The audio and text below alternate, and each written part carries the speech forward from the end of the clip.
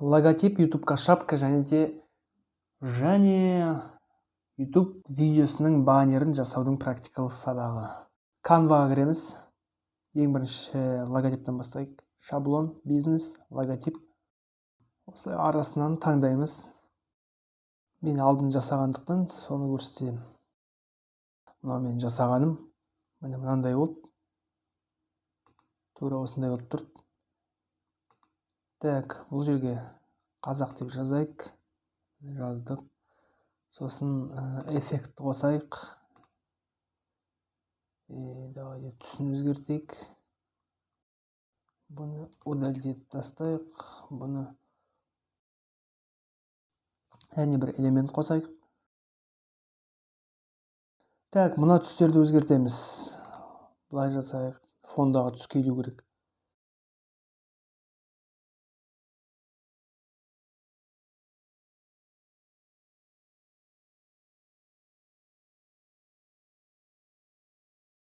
Так, енді обложкамыз жасайық. Шаблонға кіреміз. Міне YouTube дейміз. Бұлардың бәрін негізі іздеуге болады. Бірақ мен сізге қарапайым бір прием көрсетейін. Ағылшыншаға қоямыз да YouTube дейік. YouTube деп жазып бастағанда өйстіп шығады. Соған бізге оформление канала YouTube деп басамыз. Арасынан таңдаймыз. Келетін түстерді қараймыз. Негізі бесплатный дегенді таңдаған дұрыс. Бірақ давайте мен мына ұнап тұрмаған.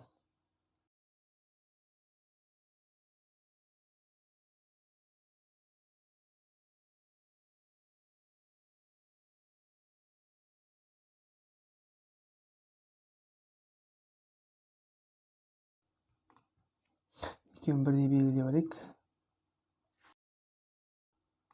Бірдей үлкейтеміз.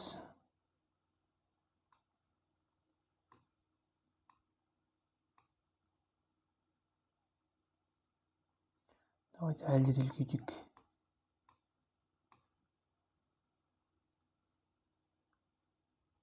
Өйстіп қоямыз мұны, қараңыз. Центрден полоска шығу керек. Қақ ортасына қойылды деген сөз. Шрифтті өзгертейік.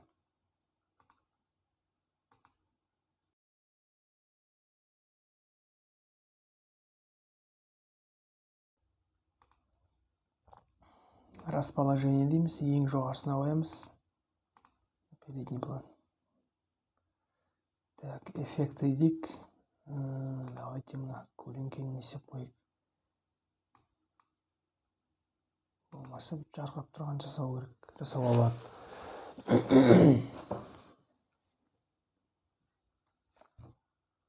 Тағы бір міне мен сізге қазір көрсетейін. Жіберіп қоям. Материалы, PNG. Бүйтіп арналған менде шаблон границаларын көрсететін.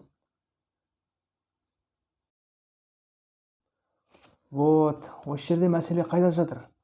Мына еркін телефоннан көретін болса, мына полоскалар көрінбей қалады. То есть мына жер қиып тастайды. Сондықтан былай жасаймыз. Екеуін кішірейтеміз әлде де.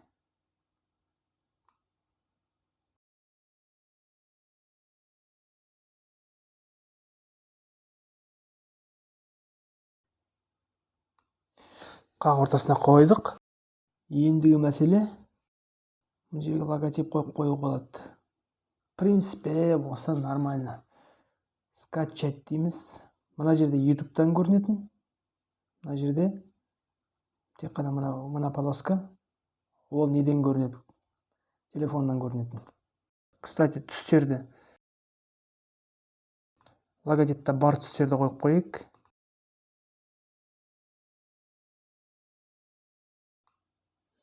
Қақ ортасына қойдық, түстерді келтірдік, еркін қазақ деген жанып тұр. Так, скачать дейміз. PNG болып тұра берсін. Кешіріңіздер, бірден нәрсе ұмытып кеттім. Так, енді скачать ете беруге болады.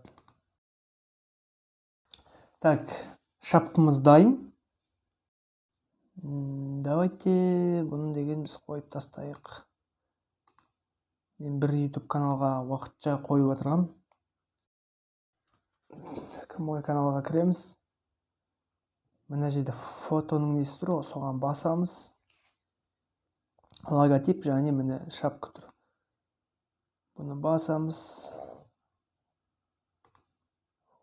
Логотип.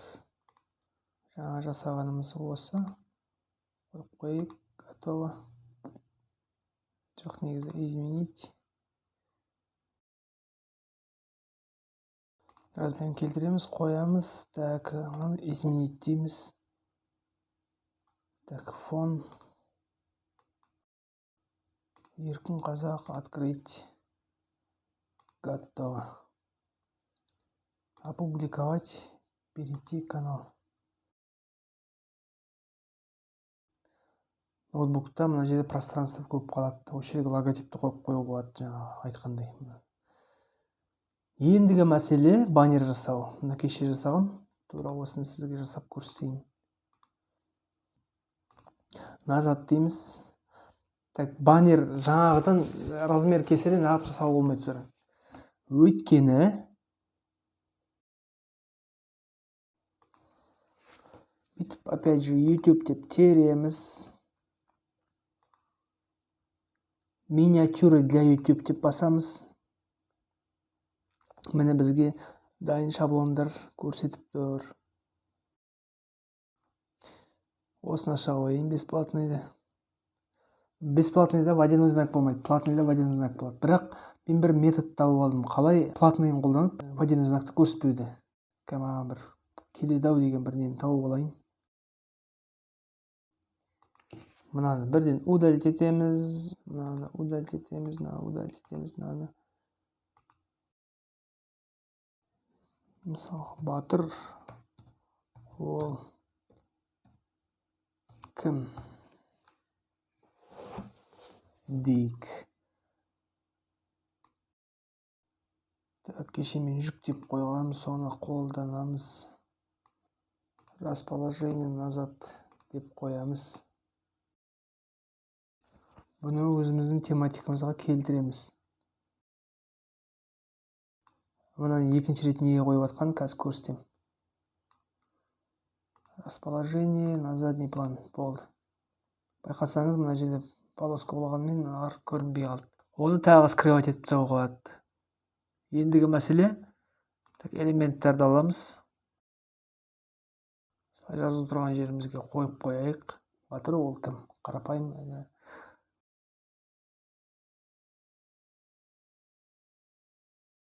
Нағыз жігіт қандай болу тиіс дегендей.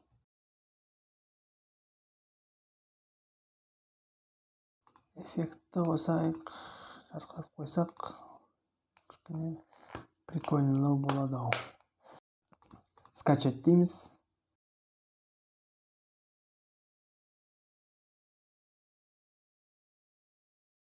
Творческая студияға кіреміз. Егер бұрын салған видеоңызды өзгерту керек болса, творческая студияға кіреміз. Контент. Қайсы видеоны өзгертуіміз керек? Бұл жабылып екен, осыны өзгертейік. Үш нүктені басамыз, изменить дейміз. Так, жаңа папкамызды ашамыз.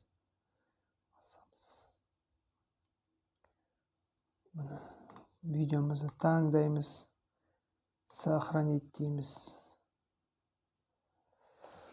Жүктелгенін күтеміз.